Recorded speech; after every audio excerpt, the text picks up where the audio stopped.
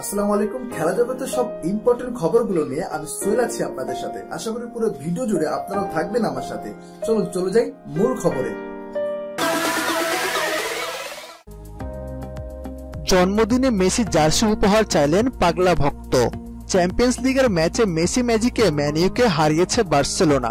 এই ম্যাচে অদ্ভুত এক কাণ্ড ঘটিয়েছে এক খুদে মেসি সমর্থক। মেসি জার্সি উপহার হিসেবে চেয়েছেন তিনি। চ্যাম্পিয়ন্স লিগের ম্যাচে ম্যানচেস্টার ইউনাইটেডকে ৩-০ গোলে হারিয়েছে বার্সেলোনা। জোড়া গোল করে ম্যাচ সেরা হয়েছেন আর্জেন্টাইন সুপারস্টার লিওনেল মেসি। এই ম্যাচে মাঠে এক খুদে সমর্থককে দেখা যায় একটা প্লে কার্ড হাতে।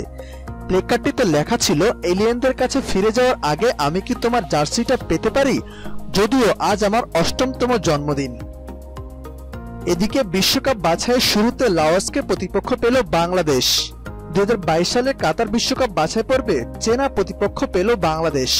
মালয়েশিয়ার কুয়ালালামপুরে কাতার বিশ্বকাপ ২০২৩ সালের এশিয়ান কাপের বাছাই পর্বে ড্র অনুষ্ঠিত হয়। ড্রয়ে ফিফা র্যাঙ্কিংয়ে ১৮৪তম স্থানে থাকা লাওসকে পায় ১৮৮তম স্থানে থাকা বাংলাদেশ। ড্র অনুযায়ী আগামী ৬ ও ১১ জুন হোম অ্যান্ড অ্যাওয়ে ভিত্তিতে ম্যাচ দুটি হবে। বাছাইয়ের প্রথম রাউন্ড পেরোনো ৬টি এবং র্যাঙ্কিংয়ে এগিয়ে থাকা ৩৪টি দল সহ মোট ৪০ দল নিয়ে হবে দ্বিতীয় রাউন্ড, যেখানে ৮ গ্রুপে ভাগ হয়ে হবে খেলাগুলো।